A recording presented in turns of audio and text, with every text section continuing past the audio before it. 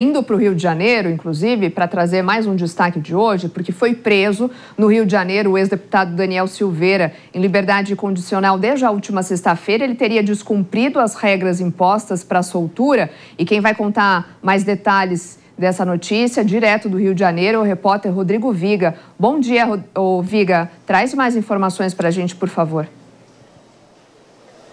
Sem me chamar de Rodrigo, né, Soraya? Ia. Eu sou chamar de Rodrigo quando eu tô tomando bronca, bravo, hein? sabia? Já tava tomando até bronca, né? É que a notícia é séria, né, Viga? Pois é, lá em casa é assim, quando me chamam de Rodrigo é porque eu fiz alguma coisa errada. Embora me chamem pouco de Rodrigo, modéstia à parte. Tá, minha cara Soraya? Antes de mais nada, Feliz Natal para você. Obrigada, para toda a rapaziada aí do também. sofá, da bancada, presenciais e online, especialmente para o nosso ouvinte espectador internauta da Jovem Pan. Agora, a sorte de curtir o Natal não vai ter o ex-deputado federal em casa com a família, né? O ex-deputado federal Daniel Silveira. Ele foi preso novamente pela Polícia Federal na cidade de Petrópolis, na Serra do Rio de Janeiro, nas primeiras horas da manhã desta terça-feira, uma determinação do ministro Alexandre de Moraes do Supremo Tribunal Federal. O que chamou a atenção de todos, pegou todos de surpresa, é que o deputado federal, o ex-deputado federal Daniel Silveira, ele estava em liberdade condicional desde a semana passada, né? E aí, logo no primeiro dia da condicional, segundo a decisão tomada pelo ministro Alexandre de Moraes, ele infringiu aquelas medidas restritivas e cautelares que acontecem com todos os presos que têm, normalmente, benefício, progressão de regime. Não podia acessar a internet, redes sociais, estava sendo monitorado por tornozeleira eletrônica, não podia frequentar também casas noturnas, boates, estandes de tiros, entre outras restrições. Mas logo no primeiro dia, segundo o ministro Alexandre de Moraes, ele não respeitou o horário de recolhimento, 22 horas. Chegou em casa às 2h10 desse primeiro dia de liberdade condicional. Esse alerta foi emitido pela tornozeleira eletrônica, que é monitorada pela Secretaria de Administração Penitenciária do Rio de Janeiro. O ministro Alexandre de Moraes entendeu que houve uma infração, uma violação a cautelar e determinou a prisão de Daniel Silveira. Mas antes disso foi checar o que teria acontecido, porque a defesa peticionou uma argumentação dizendo que Daniel Silveira buscou um atendimento médico hospitalar. Por isso, não atendeu o horário de recolhimento de 22 horas. Mas, no entendimento de Alexandre de Moraes, essa alta hospitalar aconteceu 00h30. E o Daniel Silveira, que mora na região serrana do Rio de Janeiro, mais de uma hora aqui da capital, só entrou em sua casa às 2h10. Diante desses fatos, desses elementos, houve a decisão desta última hora, né, de prisão do ex-deputado federal Daniel Silveira, que já passou pelo ML e agora vai passar o Natal no Complexo de Bangu, na zona oeste da capital. Eu procurei os advogados, a defesa de Daniel Silveira, para buscar um entendimento, uma avaliação deles sobre essa prisão de última hora em pleno Natal.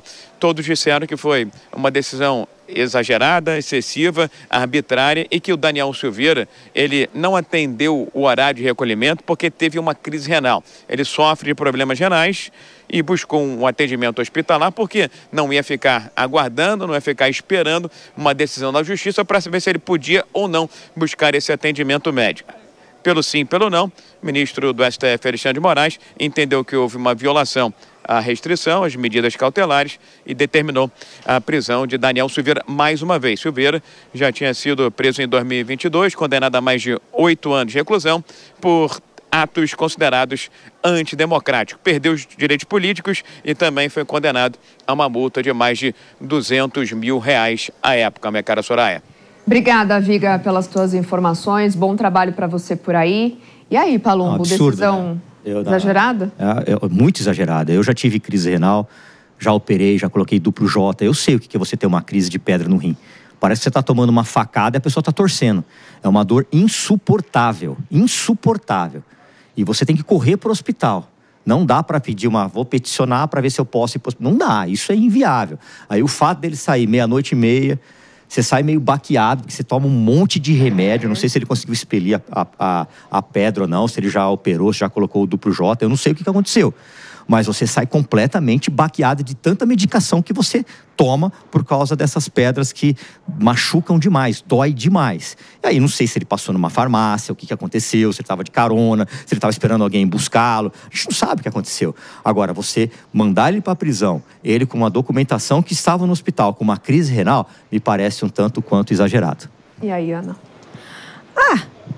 Assim, absolutamente lamentável, porque este tipo de decisão dá margem para todo o acirramento da nossa briga política, da nossa divisão do Brasil hoje. É algo que, assim, inegável. E eu sou uma defensora de quem descumpriu regra tem que estar na prisão e tem que ser mesmo, tem que ser exemplo.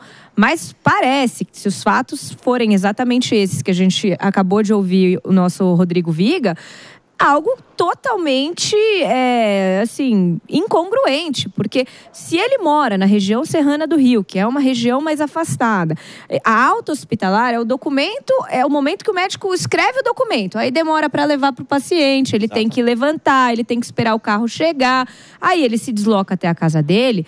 Vamos combinar, uma hora e pouco, o que este homem poderia ter feito diante de uma crise renal em uma hora? Eu não sou contra a pessoa que descumpre as medidas cautelares que lhe são impostas voltar para a prisão.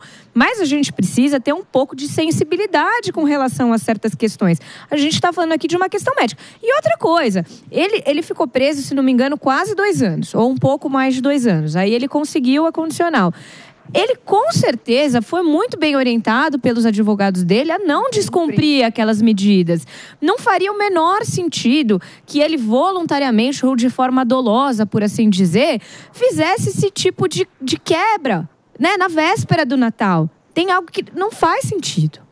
Mano, você concorda? O ponto... se fosse só esse caso isolado, eu concordaria integralmente. O ponto é que na alegação da decisão se fala que o ex-deputado teria violado a regra 227 vezes. E aí fica difícil. Uma das justificativas, inclusive, quando ele estava sem a tornozeleira, ele disse que um cachorro havia roído a tornozeleira, o que me soa como aquela desculpa esfarrapada que se dá ao professor quando a pessoa não fez o dever de casa e diz, não, o cachorro comeu o dever. É uma coisa meio estapafúrdia. Então, assim, a questão, na minha visão, é o acúmulo de vezes em que esse personagem fez algum tipo de descumprimento segundo a decisão judicial. Como a gente está dizendo, eu não sei cada caso específico, mas uma coisa é uma vez que a pessoa vai ao hospital, outra coisa são 227 vezes. A decisão diz exatamente isso, né? Que foram 227 vezes em que ele teria violado e descumprido as medidas cautelares diversas da prisão durante toda a instrução processual. Agora, Pepe, diante desse dado, né, de ter descumprido esses 227 vezes, nesse caso específico, não haveria de ter um bom senso? Eu entendo que tem que ter um bom senso, sim. O Palumbo e o pessoal que me ouve sabe que eu acho que prisão é algo excepcional. Se não for uma medida realmente extremada e bem justificada, não tem por que colocar o Daniel Silveira na prisão. E 227 vezes foi as vezes que ele não cumpriu a decisão judicial desde o inquérito. Eu estou falando do fato em si, do momento em que, depois que ele teve a liberdade provisória decretada pelo Alexandre de Moraes, e o porquê que ele voltou para a prisão. Ele voltou na prisão, sim, porque foi para o hospital com uma crise renal e, teoricamente, supostamente, voltou para casa às 2 da manhã, quando a liberação do médico foi 00:30.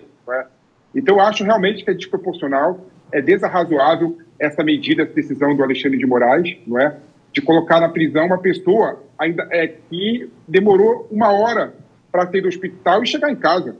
Ele estava doente. Ele estava com uma crise renal. Ele não foi para balada, não foi para casa de strip, não foi para tomar uma cervejinha com os amigos. Pelo contrário, ele estava com dor. Então, nesse momento, no meu modo de ver, a justiça tem que se compactuar com a pessoa. Tem que entender a realidade da pessoa. E não dá para mandar uma pessoa para a prisão por conta de preciosismo jurídico. Não, peraí, a alta médica foi 00:30, ele só voltou para casa às 2 da manhã. A gente não sabe, como bem disse a Aninha e como bem disse o Palumbo, qual que foi a realidade dele depois que teve a alta médica, até chegar em casa. Então não dá para ter uma decisão dessa, no meu modo de ver, completamente equivocada e completamente absurda, não é? E eu defendo, as pessoas que me conhecem sabem que eu defendo, inclusive, que a pessoa que sai de saída temporária possa passar no barzinho, tomar uma caninha e ir para casa. Pô, ficou um ano sem se divertir, não pode tomar uma caninha, tomar uma cervejinha, né? Ainda mais uma pessoa que está na condição do Daniel Silveira, que estava passando por dores, problemas de saúde. Então, realmente, no modo de ver, essa decisão do Alexandre de Moraes foi completamente equivocada, né? Espero que ele revise isso, até porque a gente sabe, nós estamos na época de Natal, véspera de Natal, não é? Nós temos que buscar a misericórdia, buscar realmente ser uma pessoa melhor. O Daniel Silveira provavelmente ia passar com a família dele, que estava preparando para receber o Daniel Silveira. E o Daniel Silveira é um ser humano, né? Um cidadão, né? Ele pode ter cometido vários crimes. E eu entendo, ao contrário do Palumbo, né, que mesmo os criminosos, em muitos momentos, têm momentos de humanidade, né? Então, dessa forma, eu me compactuo com o Daniel Silveira. Ao contrário do Palumbo, que faz malabarismo jurídico, malabarismo intelectual, colocar na prisão e para ir contra, né, a bandidagem e soar como ser humano perante o amigo dele parlamentar, eu sou uma pessoa razoável, eu sou uma pessoa coerente. Esse homem me ama. Vamos aproveitar que você falou de